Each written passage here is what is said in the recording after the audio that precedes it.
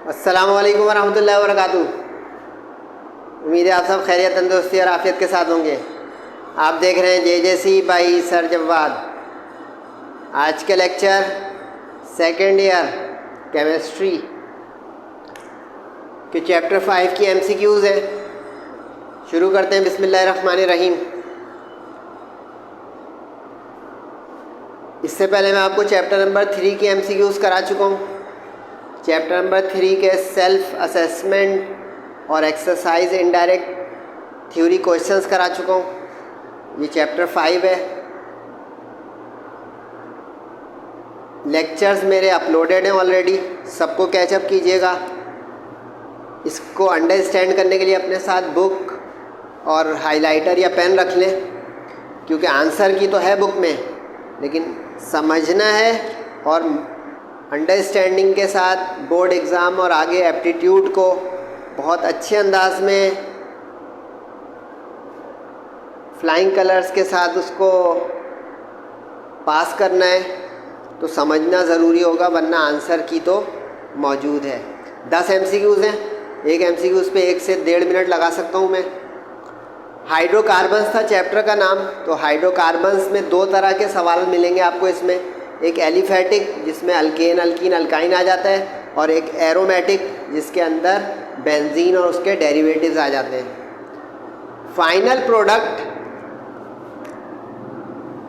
Obtained when hydrogen bromide that is HBr is added to ethyne molecule.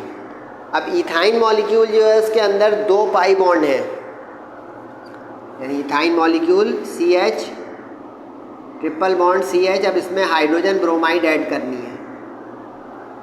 पहले मरहले में तो इसमें मार्कोनी-कोव्स रूल नहीं आएगा। मार्कोनी-कोव्स रूल ये होता था कि हाइड्रोजन जिस कार्बन के साथ कम हो उस पे जो है वो नेगेटिव हैलोजन ग्रुप चला जाता है, लेकिन इसमें चूँकि नहीं है, डिफरेंस दोनों में H है यानी सिमेट्रिकल है, तो एक हाइड्रोजन हमने लेफ़्ट पे कर दी और एक ब्रोमीन राइट पे कर दी। लेकिन इसमें आप समझने का ये है कि इथाइन मॉलिक्यूल की फाइनल प्रोडक्ट पूछ रहा है वो, तो ये तो विनाइल ब्रोमाइड बन गया। एक MCQs अपने पास साइड में और लिख लें। इस स्ट्रक्चर को विनाइल कहते हैं। CH2 डबल बॉन्ड CH जहाँ पे भी होगा वो विनाइल होगा। अब इसकी दोबारा HBr यानी हैलोजन एसिड के साथ ट्रीटमेंट कर देते हैं। अब यहाँ पे आएगा मार्कोनी-कोव्स रूल, ज़रा ध्यान रखिएगा। Markovnikov's rule states that the negative counter part of halogen acid, negative counter part वो होता है जो इलेक्ट्रोनेगेटिव हो, वो उस हाइड्रोजन के पास जाता है जो उस कार्बन के पास जाता है जिसके पास हाइड्रोजन कम हो, having least number of hydrogen atoms. अब इसमें देखें यहाँ पे 1 हाइड्रोजन है, यहाँ पे 2 है। अगर आप इसके साथ लगा देंगे हैलोजन को तो गलत हो जाएगा। तो अब इसकी प्रोडक्ट बनी क्या बेटा?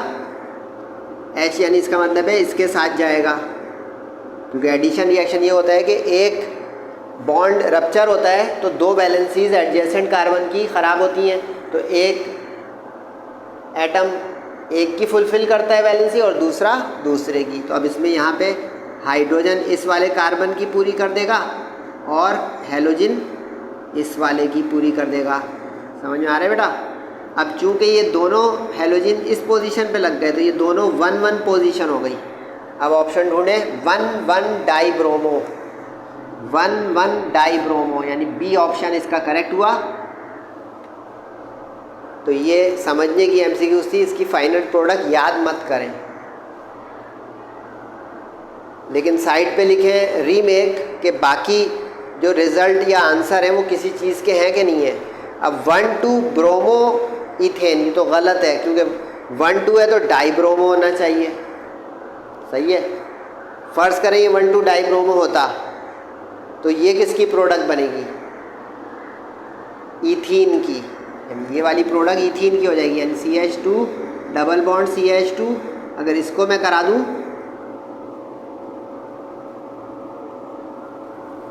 Br2 के साथ, तो एक Br इसके साथ चला जाएगा, एक इसके साथ, प्रोडक्ट आ जाएगी CH2 Br डबल बॉन्ड किया और दोनों की वैलेंसी पूरी करने ही आ गया। तो इसको हम कहेंगे कि ये इथीन की ब्रोमिनेशन यानी हेलोजिनेशन की प्रोडक्ट है। सही है। और ये वाली जो है ये अल्काइन यानी इथाइन की, ये वाला जो डी ऑप्शन आएगा, ये अगर आप हेलोजिन को 2 बार, क्योंकि एक दफ़ा में डबल बॉन्ड जाएगा, ट्रिपल बॉन्ड जाएगा,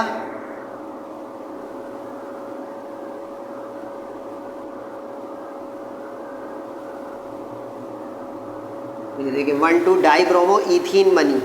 अब इसके बाद दोबारा इसको जब आप ब्रोमीन से कराएंगे तो ये 4 मरतबा इसके ऊपर आ जाएगी ब्रोमीन, 1 2 3 4। तो ये देखिए ये यानी डी ऑप्शन के लिए साइड में लिखे कि ये फाइनल प्रोडक्ट होती अगर इथाइन की हेलोजिनेशन करते। सी ऑप्शन में चेंज करके लिखे कि अगर डाइब्रोमो लिखा हुआ है तब हो जाएगा, वरना 1,2 ब्रोमो तो कोई चीज़ ही नहीं है।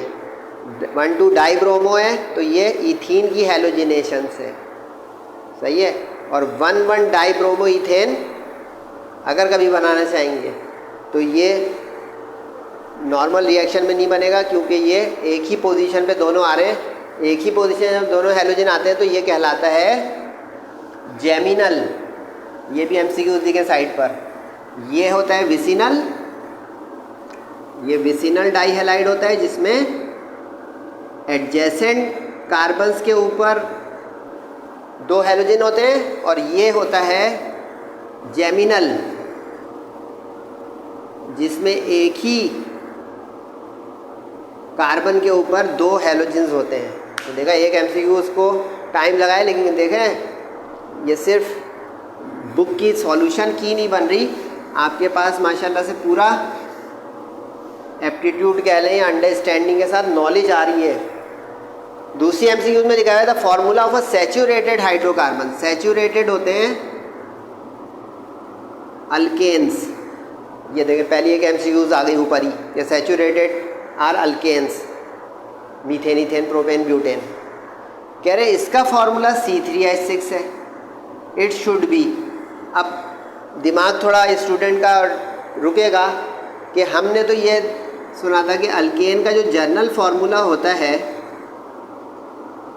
ये होता है CnH2n+2, यानी कार्बन से हाइड्रोजन ट्वाइस से 2 ज़्यादा होते हैं।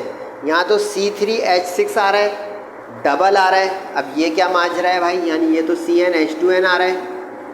अब एक स्टूडेंट कहेगा कि ये कुछ गलत है, गलत नहीं है। इट शुड भी जो बोला ना इन्होंने, इसमें समझने का है। अगर कोई सैचुरेटेड हाइड्रोकार्बन साइक्लिक हो जाएगा, साइक्लिक बंद ऐसा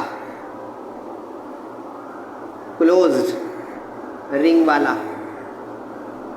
तो ये देखें उसके किनारे वाले जो 2 कार्बन होंगे उनकी वैलेंसी एक एक यूटिलाइज हो जाएगी क्लोज रिंग बनाने में। तो इसलिए उसके 2 हाइड्रोजन कम हो जाएंगे किनारे के, यानी टर्मिनल जो हाइड्रोजन्स होती हैं वो कम हो जाएंगी। तो क्या लिखा आपने, अगर ये जर्नल फार्मूला है तो ये ओपन चेन अल्केन्स का है। जैसे अभी मैं ड्रॉ करके दिखा दूं तो ओपन चेन अल्केन में देखिए CH3 CH2 CH3। अब देखिए ये आ रहा है C3H8, देख रहे हैं 3 2 6 + 2 8, 2 ज़्यादा हो गए। तो ये देखिए ये ओपन चेन प्रोपेन बन गया। और यहाँ पे C3H6 था और वो कह रहा है कि है सैचुरेटेड।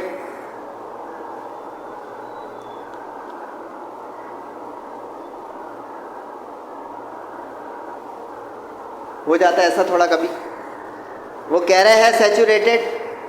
तो सैचुरेटेड जो है वो अल्केन्स है।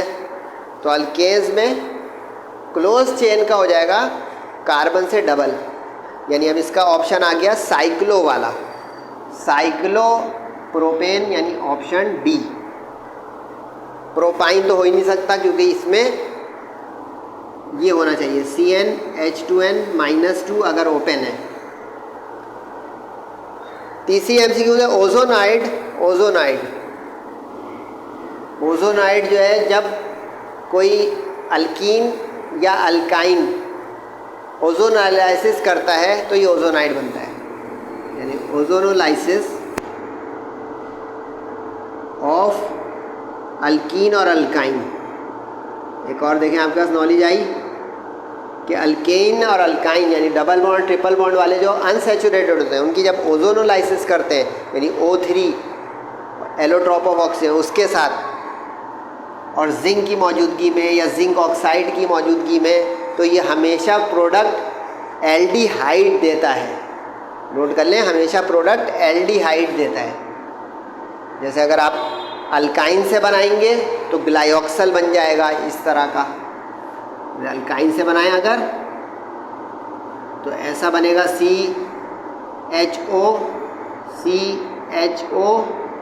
ग्लाइऑक्सल। जबकि अगर अल्कीन से बनाएंगे तो सिंपली फॉर्मएल्डिहाइड बन जाएगा अल्कीन से। बॉटम लाइन क्या हुई बेटा कि ओजोनोलाइसिस जो करते हैं उसमें ओजोनाइड एक इंटरमीडिएट अनस्टेबल बनता है और वो फाइनली फिर जिंक या जिंक डस्ट की मौजूदगी में हीट करने से एल्डिहाइड बनाता है। कभी भी अल्कीन या अल्कोहल या ईथर नहीं बन सकते ओजोनोलाइसिस से। समझ में आ रहा है? अच्छा हो रहा है लेक्चर? गुड।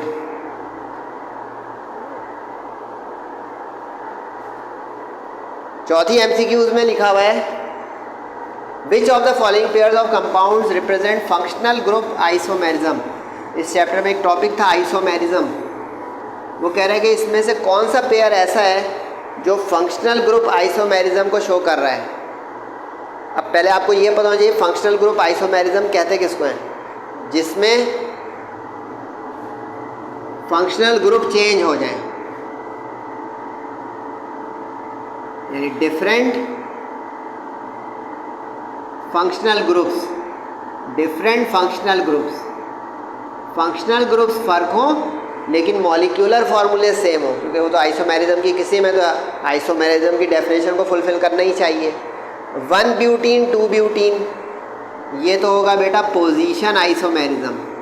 साइड पे लिखते जाए, फ़ायदा हो रहा है कि ये अगर ऑप्शन ऊपर बदल देंगे फंक्शनल ग्रुप नहीं पोजीशन आइसोमेरिज्म बताओ, तो 1 ब्यूटीन 2 ब्यूटीन की उसमें 1 पोजीशन पे डबल बॉन्ड होगा इस तरह और दूसरे में 2 पोजीशन पर होगा इस तरह।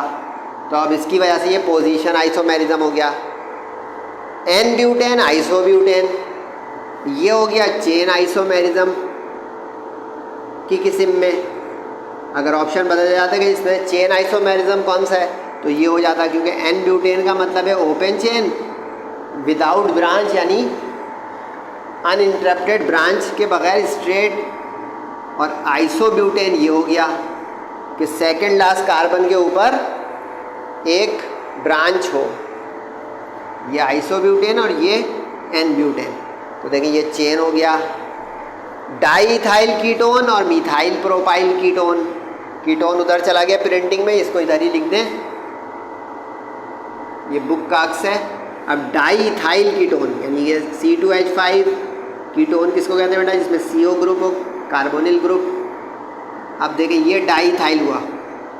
मिथाइल प्रोपाइल, मिथाइल प्रोपाइल ऐसा होगा जिसमें एक तरफ CH3 हो और एक तरफ C 3 दफ़ा हो प्रोपाइल के, ये हो गया मेटामर। ये ऑप्शन आ गया मेटामर का, क्योंकि मेटामर्स का मतलब होता है having same functional group. Functional group same है कीटोनिक, लेकिन मल्टी एटम जो ग्रुप हैं अल्काइल ग्रुप रेडिकल वो डिफरेंट हो रहे हैं उसके एडजेसेंट साइड्स पर दाएं बाएं। इसका मतलब है इस सवाल का जवाब आ गया इथेनॉल और डाईमिथाइल ईथर। कैसे सर? ये देखें CH3 CH2OH, इसमें देखें कौन सा फंक्शनल ग्रुप आ रहा है, अल्कोहल का, ये अल्कोहल ग्रुप है। और इसी के सामने अगर मैं डाईमिथाइल ईथर बना दूं, अब देखिए दोनों का फॉर्मूला सेम आ रहा है C3H6O। तो ये देखें हो गया फंक्शनल ग्रुप चेंज, इसमें OH आया अल्कोहल का, इसमें O आ गया ईथर का। इस चीज़ का ऑप्शन हुआ बी। लेकिन देख रहे हैं एक में 4 MCQs बना के आपको मैंने दिखाई यानी कितना, ये देखिए ये वो टेक्निक होती है, अगर फॉलो करें तो इंशाल्लाह बेस्ट ऑफ द बेस्ट आप मास्टर होते चले जाएंगे। एप्टीट्यूड टेस्ट सर जवाब से करें ना करें, आप कहीं से भी करें, प्रैक्टिसिंग जितने आपके पास एमसीक्यूज़ की वैरायटी और प्रैक्टिस आएगी उतने आप best of the best result की तरफ चले जाएंगे। एमसीक्यूज़ के जो फाइनल बोर्ड एग्जाम है उसमें भी, और एंट्री टेस्ट यूनिवर्सिटीज़ के उसके भी। The substituent that can act, यहाँ पे बेंजीन आ गया, ये बेंजीन से मुतालिक यानी इस चैप्टर का जो दूसरा हिस्सा है उसके मुतालिक है। मेटा डायरेक्टर, अच्छा इसमें एक चीज़ बता दूं, ये जो है ना ये लिस्ट होती है, ये याद करनी पड़ती है। जैसे वो कह रहे हैं इसमें कौन सा मेटा डायरेक्टर है, मेटा डायरेक्टर की लिस्ट याद कर लें, जो मेटा पोजीशन पर इन्फ्लुएंस करेगा इनकमिंग न्यू सब्स्टिट्यूएंट को यानी इलेक्ट्रोफाइल को। तो ये क्लोरीन यानी क्लोराइड वाला है, अब ये है ब्रोमीन है, आयोडीन है, ये सब आएंगे इस पोजीशन पर, ये मेटा डायरेक्टर्स हैं। बाकी इसका मतलब हुआ कि ये जो 3 बच रहे हैं ये सारे ऑर्थो पैरा हैं। बना ले दूसरी एमसीक्यूज, ये ऑर्थो एंड पैरा डायरेक्टर है।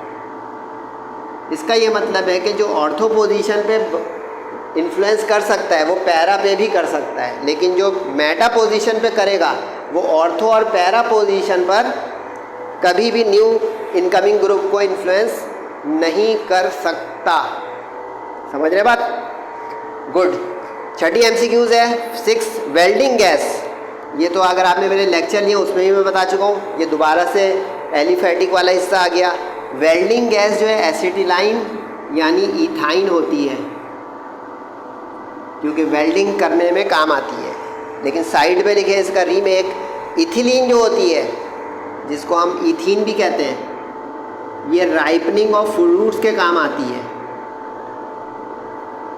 अगर कोई दरख्त से पहले जो है तोड़ ले फल को, कच्चा हो, तो उसको इथीन के कंटेनर में या एक कैलकुलेटेड अमाउंट में वक्त के लिए रखें तो वो राइपन हो जाएगा यानी तैयार हो जाएगा, पक जाएगा आर्टिफिशियल तरीके से। इथेन भी नहीं हो सकती कभी भी और मीथेन भी। इससे ये पता चला कि अल्केन तो कभी भी नहीं हो सकते, लेकिन ये क्या हो सकते हैं साइड में, ये फ्यूल के तौर पे इस्तेमाल हो सकते हैं। फ्यूल ईंधन के तौर पे, जलाने वलाने के या फ्यूल के तौर पर। कुछ फ़ायदा मिल रहा है बच्चों? Very good. उसके बाद फिर बेंजीन की एमसीक्यूज आ गई। नो टेंशन, देखिए इम्तिहान में भी यही होता है, शफल कर कर के तय होता है कि ये जो एमसीक्यू है किस चैप्टर या किस टॉपिक की है।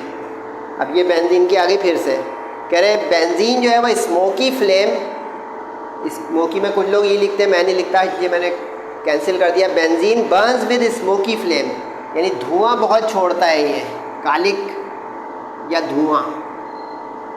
अगर इसको कभी अगर देखेंगे तो इसके अंदर एक सूट कहते हैं उसको, सूट वो प्रोड्यूस करता है। अब वो कह रहे क्यों करता है भाई?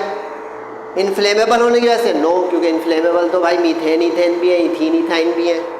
High resonance energy, high resonance energy की वजह से ये करेगा, हाई रेजोनेंस एनर्जी की वजह से तो स्टेबिलिटी आ जाएगी भाई उसमें। एरोमेटिसिटी, इसकी वजह से उसके अंदर जो है वो डीलोकलाइज ऑल्टरनेट डबल बॉन्ड का सिस्टम जो है वो एक्टिव हो जाएगा। High carbon percentage, B option. अगर आपको पता हो बेंजीन जो है वो C6H6 है, ठीक है, बेंजीन। अब अगर बेंजीन का मॉलिक्यूलर वेट निकालें आप, मोलर मास, तो मोलर मास इसका 72, कार्बन का 12 6 और 6 हाइड्रोजन का 78 आ गया।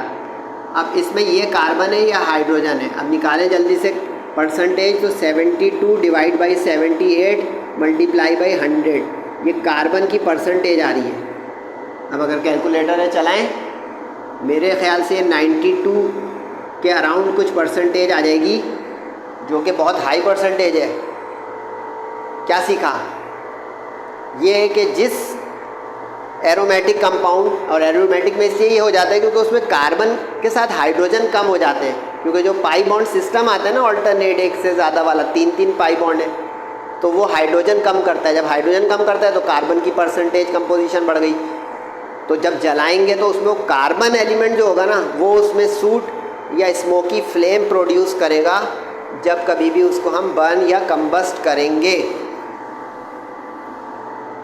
एमसीक्यूज नंबर 8, ये बुक का अक्स है, दो एमसीक्यूज अगले पेज पे होंगी। कह रहे हैं वो कौन सा सूटेबल केमिकल है जो डिस्टिंग्विश करें, डिस्टिंग्विशिंग केमिकल टेस्ट कहते हैं इसको। ये इम्तिहान में क्वेश्चन भी आता है सेक्शन बी में, जो ईथीन और इथाइन को डिस्टिंग्विश करें। अगर लेक्चर मेरे लिए हो आपने प्रॉपर चैप्टर 5 के, तो उसमें भी मैंने बयान किया। अभी बता देता हूँ मुख्तसर कि ईथीन जो है वो डबल बॉन्ड है और इथाइन जो है वो ट्रिपल बॉन्ड है, यानी अल्कीन है और वो अल्काइन है। सही है। अब ammoniacal silver nitrate, bromine water, alkaline KMnO4 और एसिडिफाइड KMnO4, ये सब किसी किसी चीज़ के डिस्टिंग्विशिंग टेस्ट के केमिकल्स हैं। साइड पे लिखे लिस्ट तरीके से, ये 4 MCQs हैं, बुक वाले ने एक पूछी है। अल्कलाइन KMnO4 जो होता है ना, ये आपको डिस्टिंग्विश करने में मदद देगा अल्केन अल्कीन या अल्केन अल्काइन। क्यों सर? इसलिए बेटा कि जो KMnO4 होता है, कभी अगर आपने लैब में देखा हो तो ये डार्क पर्पल या पिंक कलर का सॉल्यूशन होता है। जब आप इसको इथीन या इथाइन के कंटेनर में इस्तेमाल करते हैं ना, तो ये उसका डीकलराइज कर देता है, जो कि प्रेजेंस ऑफ डबल बॉन्ड कह लें या ट्रिपल बॉन्ड यानी पाई बॉन्ड की प्रेजेंस को आइडेंटिफाई करता है। तो ये तो हुआ उसका। एसिडिफाइड KMnO4, एसिडिफाइड KMnO4 अगर आप यूज़ करेंगे तो ये टर्मिनल हाइड्रोजन अल्काइंस की होती है, उनको आइडेंटिफाई करने के काम आता है। यानी अगर आप कभी 1 ब्यूटाइन और 2 ब्यूटाइन में डिस्टिंग्विश करना चाहेंगे, क्योंकि देखिए इसमें टर्मिनल हाइड्रोजन है, इस तरह की होगी।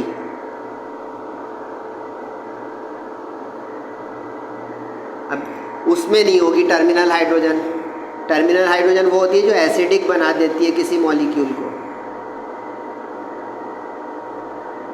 अब अगर आपको ये दिख जाए, जूम करके देखें, ये 1 ब्यूटाइन है और ये 2 ब्यूटाइन है। अब ये जो है ना, ये टर्मिनल हाइड्रोजन है, इसकी प्रेजेंस करवानी है आपको चेक, तो ये एसिडिफाइड KMnO4 करवाएगा। अल्केन अल्कीन, अल्केन अल्काइन यानी पाई बॉन्ड की मौजूदगी चेक करनी है तो ये कराएगा। ब्रोमीन वाटर अल्केन और अल्कीन को डिस्टिंग्विश करता है। अगर आपको पता हो, ब्रोमीन वाटर का भी एक डार्क सा रेड सा कलर होता है। अगर हम अल्केन में यूज़ करेंगे तो ब्रोमीन वाटर रिएक्शन नहीं करेगा, लेकिन अल्कीन में करेंगे तो ब्रोमीन वाटर से रिएक्ट कर जाएगा, क्योंकि अल्केन्स जो हैं वो halogenation in the presence of sunlight या अल्ट्रावायलेट लाइट या डिफ्यूज लाइट करते हैं, अंधेरे में नहीं करते हैं। ब्रोमीन वाटर तो अंधेरे में भी यूज़ करेंगे, अल्कीन कर जाएगा रिएक्शन। इसका मतलब है, समझ गए आप? ये आया इस सवाल का, क्योंकि ईथीन जो है वो मेटल्स को रिप्लेस नहीं करता, सब्स्टिट्यूशन नहीं करता, ये सब्स्टिट्यूशन है, ये सब्स्टिट्यूशन ऑफ इथाइन है, जिसको एसिटालाइन कहते हैं। तो अब ये डिस्टिंग्विशिंग होगी इथीन और इथाइन की अमोनिकल सिल्वर नाइट्रेट से। क्यूप्रस क्लोराइड से भी होती है, एक और ऑप्शन भी अगर वो लिखना चाहें, क्योंकि दोनों उसके एसिडिक टेस्ट हैं। अगर इससे भी करेंगे तो भी हो जाएगा, तो अगर ये बदल करके दे दे तो भी आप उसमें इथीन इथाइन का डिस्टिंग्विशिंग में ही ऑप्शन लेंगे। 2 आखिरी MCQs हैं और फिर उसके बाद छुट्टी। लेकिन ये 2 MCQs करने से पहले एक चीज़ को मैं दोहराना चाह रहा हूँ। ये जो राइट पे आपको नज़र आ रहा है, अगर आप नोट्स वगैरह, गेस्ट टारगेट पेपर, ये सब चीज़ें, मुख्तलिफ प्रिपरेशन पेपर, ये सब अगर चाह रहे हैं कि YouTube पे आने से पहले हमें पता चल जाए, सेशन के बीच में तैयारी हम प्रॉपर शुरू कर दें, तो आप इस व्हाट्सएप ग्रुप को ज्वाइन करने के लिए 1 टाइम फुल सेशन फ़ीस है, वो ज्वाइन कर सकते हैं उसमें इजी पैसा में पे करके। यही नंबर इजी पैसा अकाउंट है। इन्फो चाहिए तो इन्फॉर्मेशन और क्वेरीज़ भी आप इसी नंबर पे अपने व्हाट्सएप की ड्रॉप कर सकते हैं। काफ़ी लोग ज्वाइन कर चुके हैं, आप भी फैसला करें ताकि अगर आपको JJC भाई सरजब्बाद से काफ़ी अच्छी तैयारी करनी है तो माशाल्लाह आप कर सकते हैं। फिर से एक आ गई बेंजीन की Meta directing group. Meta directing group, अब इसमें ये जो नाइट्रो ग्रुप है ये मेटा डायरेक्टिंग है। ये बताएं, ये तो लिस्ट है, ये याद करनी पड़ती है क्योंकि ये थ्योरेटिकल लिस्ट है। इसका मतलब अब हो गया कि इसके अंदर ये जो 3 है ये ऑर्थो एंड पैरा हो गए डायरेक्टिंग ग्रुप, समझे भाई। पीछे वाली MCQs ये एक जगह कर लें तो आपके पास लिस्ट आ गई कि काफ़ी सारे मेटा और ऑर्थो पैरा कौन से हैं। 2 तो मेटा आ गए क्योंकि ये अभी मेटा का सवाल है, वो भी बाकी जो है वो शफल कर देगा तो वो ऑर्थो पैरा का हो जाएगा।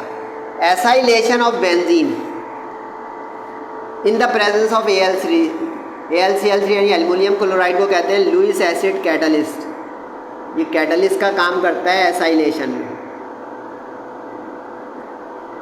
अब ये क्या बनाता है सर, तो पहले ये समझ लें कि बाकी चीज़ें बनती हैं कि नहीं बनती हैं बेंजीन से।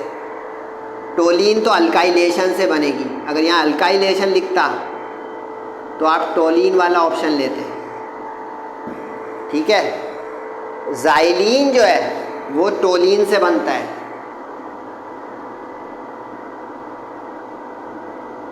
जैसे मिसाल के तौर पे M ज़ाइलीन में आपको ड्रॉ करके दिखा रहा हूँ। M का मतलब मेटा पोजीशन पर ज़ाइलीन। अब ये ऑर्थो पोजीशन होती है, ये मेटा ये पैरा। कंट्रास्ट वाली भी ये मेटा होगी ये ऑर्थो। तो अब यहाँ पे CH3 लगा हुआ है तो ये टोलीन है, सही है। अब अगर एक और मिथाइल ग्रुप आ जाए मेटा पोजीशन पर यानी इस पोजीशन पर तो ये हो जाएगा M ज़ाइलीन, समझे भाई। तो अब ज़ाइलीन तो टोलीन का डेरिवेटिव हो गया। फिनॉल, फिनॉल इनडायरेक्टली बनता है बेंजीन से 2-3 स्टेप के अंदर, डायरेक्ट नहीं बनेगा। एसिटोफिनॉन ये बन जाएगा बेंजीन से एक स्टेप में लुईस एसिड कैटलिस्ट से। कैसे, अगर आप बेंजीन को एसिल हैलाइड ये इससे रिएक्ट कर दें in the presence of Lewis acid catalyst तो एक प्रोडक्ट बनेगी कीमती सी जिसकी शक्ल होगी ऐसी COCH3 और हाइड्रोजन उसकी अलग हो जाएगी, एक HCl बन जाएगा। यानी ये इलेक्ट्रोफिलिक सब्स्टिट्यूशन रिएक्शंस हैं बेंजीन के। ये लेक्चर में भी आप देख सकते हैं क्योंकि इसका मैकेनिज्म भी हमारे सिलेबस में है। तो होप कि this lecture gives you beneficial information and knowledge. Feedback ज़रूर दीजिएगा। अपना और वालिदैन का बहुत ख्याल रखें। नमाज़ों की पाबंदी करें एहतिमाम के साथ। दुआओं की दरख्वास्त है। अस्सलामु अलैकुम वरहमतुल्लाहि वबरकातुहू।